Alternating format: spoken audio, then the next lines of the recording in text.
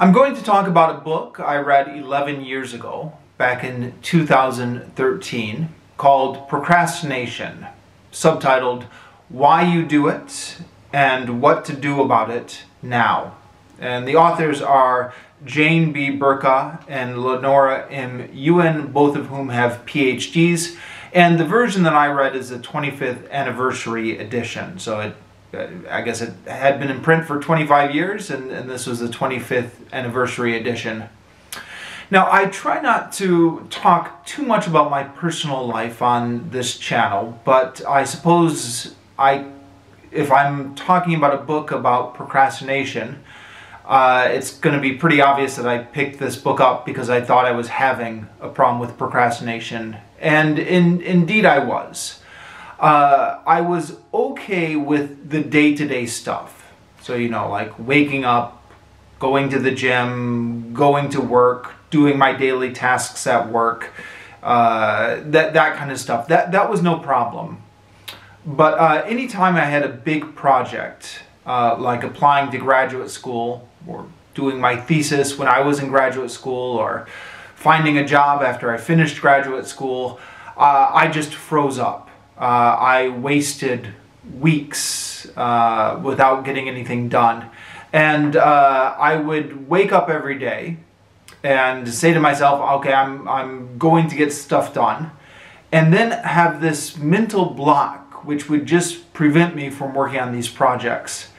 And then I would go to bed every night full of self-loathing, just hating myself and thinking, I don't know why I just couldn't get anything done. It's so simple. You just have to do it. Why can't I just do it?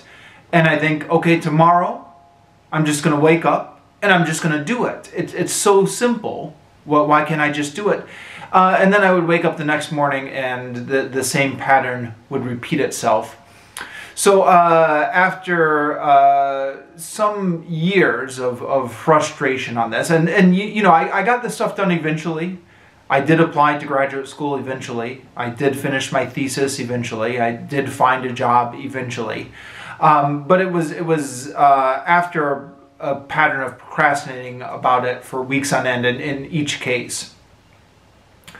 So I decided to finally get this book and read through this book. And I actually intended to do maybe a deeper dive into procrastination and read several books on it, but this book was as far as I got. I don't know if procrastination is a reason I didn't get around to my goal of reading any further on this. I found this book, I don't know, to be a little bit underwhelming. And maybe part of that was because of high expectations. I wanted this book to solve all my problems. I wanted to read this book, feel like, that's what I was doing wrong all this time. I just have to move this over to this and start the day doing this and go through this list of tasks, and then all my problems will be solved. But it's not that kind of a book. They do have, the book is divided into two sections. First section is about understanding why you procrastinate, and the second section is strategies on how to overcome your procrastination. But the strategies on how to overcome your procrastination are really basic stuff. There's headings like set a realistic goal and expect obstacles and setbacks. Again, it's probably what I should have expected, but it's just very kind of basic stuff. The more interesting sections talk about understanding why you procrastinate and how you became a procrastinator in the first place. And they start off by saying in the 12th page of their introduction, they said, contrary to popular belief, procrastination is not primarily a time management problem or a moral failing, but a complex psychological issue. And I was receptive to this at the time I read it, because my own experience had been that there was just some sort of mental block. It's not it was more than just laziness. I was beginning to realize with myself. But then if procrastination is not just laziness, then what is it? Well, the authors identify multiple reasons why a person might become a procrastinator. One reason is maladaptive perfectionism. So people who are so afraid of failure, that they want everything to be perfect, that they're just, that fear of having anything go wrong just stops them from acting in the first place. But it's also fear of success can cause somebody to be a procrastinator. So people who don't want to finish their task because they're worried if they succeed, then that success is going to bring even more work with it. You don't want to graduate from school because then you're going to go in and into the workforce and you're going to get even more work, and then you don't want to succeed in that work because you're worried the more you succeed, the more the boss is going to give you other work, etc. And maybe related to that is the fear of losing your autonomy to authority. So somebody in position of authority tells you to do something, and there's some part of your brain that says, well, if I do it, that just means they're going to control me. So I'm not going to do it. I'm going to procrastinate on it. I'm going to procrastinate on it as much as possible and do it at the last minute. Something in your subconscious is dictating that. And then attention deficit disorder. So at this point, it seemed to me like they are talking about procrastination not as one psychological issue, but as 4 distinct psychological issues which just maybe manifest with similar symptoms. And fair enough, maybe it is 4 distinct psychological issues. You know, the world can be a complex place. But then in section 2, they tend to posit one-size-fits-all solutions. And that struck me as unhelpful. I mean, somebody who has attention deficit disorder is going to need completely different strategies than somebody who just has a problem with opposition to authority. Right? Right? And then the confusion continues into chapter 9, which is how you become a procrastinator. And they explore the childhood of procrastinators and show how childhood experiences have turned people into procrastinators. Now, these guys both have PhDs in psychology, so this is what you expect them to do, right? Psychologists love to analyze your childhood. And they're trying to define procrastination not simply as just a bad habit, but a psychological issue. So, okay, fine, we're going to childhood. But, so I wasn't adverse to the fact that we were analyzing childhood. What I thought was a little silly was it seemed like everything in childhood leads someone to be a procrastinator.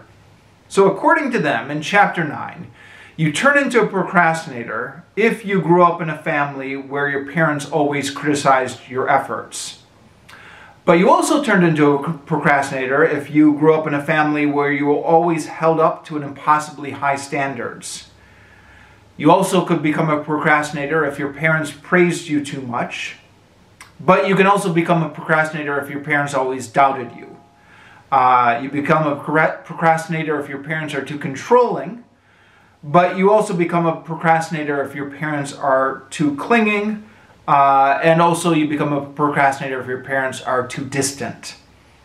So, I mean, it sounds like basically whatever your parents are doing, whatever your parents did, it made you a procrastinator.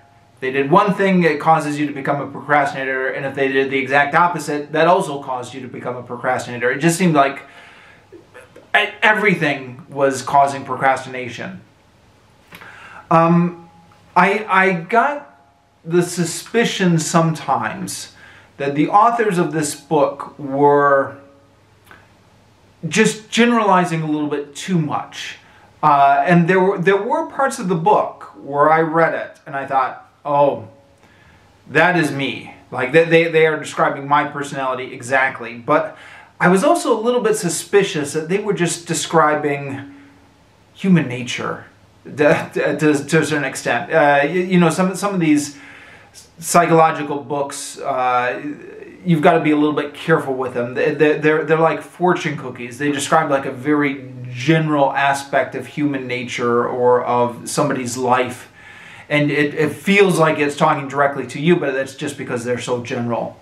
Or maybe that's just me being cynical. Or maybe that's just me being in denial. I don't know. It's something I was wary about when I read this book. But maybe they are describing me accurately. I don't know. To me, the real value I found in this book was not in any one specific description of procrastination, because as I've indicated, I thought that the authors were describing procrastination in so many different ways that it wasn't helpful. But what I found useful was that reading this book caused you to analyze what exactly was causing your procrastination. So even if the authors are describing something which is totally not you, as you're reading that, you're kind of thinking, okay, well, this isn't me at all. But what is me? Well, why am I procrastinating? In my own case, again, not to get too personal, but in my own case, I came to the conclusion that what was causing my procrastination was a fear of failure, fear of making mistakes, which is why the day-to-day tasks were no problem. I could go to the gym, I could do my 15 minutes of language study every day, I could do my daily tasks at work because I knew what I was doing. Any mistakes I would make would be minor and easily fixed. But when I was applying to grad school, there was this, I was petrified that if you make a mistake on the application, then you get rejected. Same with applying for jobs after I finished grad school. Terrified of choosing the wrong job, terrified of making a mistake when I'm applying for the right job.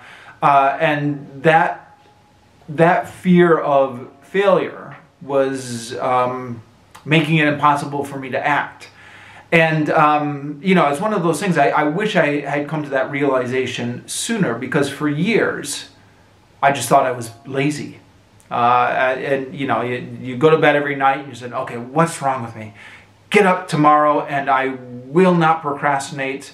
Not going to check Facebook. I'm going to do what I need to do. You kind of beat yourself up about it because you think that the reason you're procrastinating is because you're lazy. But once you realize why you're doing it, well, you still procrastinate. I mean, I wish I could say it was a magic bullet that solved all my problems, but I still struggle with this with big projects. But I am now better able to try to redirect my energy. So I don't go to bed at night saying, oh, why am I so lazy? I go to bed at night and I think, okay, what I need to do is break this down into manageable subtasks. I need to realize that even if I make a mistake or fail on this, it won't be the end of the world. That life will go on one way or the other. Actually, that's been one of the things that's helped me the most, I guess. It's one of those things that, if memory serves, the authors say in the book. Realize that even if you mess up, it's not going to be the end of the world. And that's something that I've had to remind myself of when I'm doing tasks that intimidate me. It's funny. People talk a lot about procrastination, just in general. I was at a gathering of friends once, and people were talking about various strategies to overcome procrastination, because it is a topic of general interest, isn't it?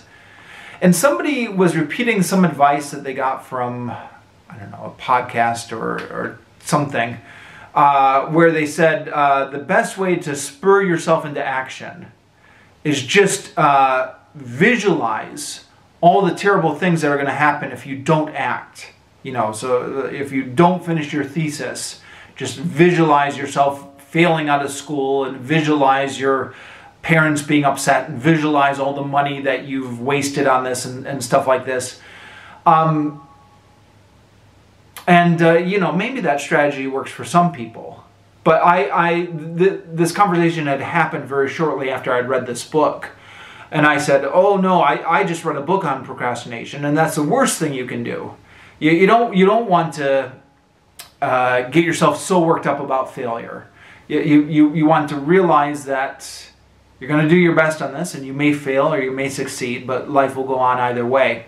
Now, it could be that depending on your personality or depending on the circumstance, maybe one strategy will work for some people in some circumstances, and maybe that strategy does kind of work for some people to spur them on to action. I mean, whatever works for you. That strategy had evidently worked for the person who was using who was telling us about it at that party. So maybe I should have been less quick to dismiss it at the time. Maybe I should have said, yeah, if that works for you, great. But you know, I had just gotten done reading this book, which had said that the reason that you procrastinate is because you're so worried about the catastrophic consequences of making a mistake. And what you need to do is walk yourself back and realize that, again, life will go on. The consequences won't be that catastrophic for a lot of these mistakes. So, yeah, in that respect, I think I am glad I read it. I don't know if it would have been good to read more books on procrastination, or read this book again, or I don't know. I'm again, to get back to my personal life, I'm at a point in my life now where things are relatively stable. So there's no big projects looming in the horizon, and I'm just doing my day-to-day tasks. But of course, that's not going to last forever. Sooner or later, I'm going to be faced with another big project, and then I'm going to have to tackle it. And hopefully, without too much procrastination.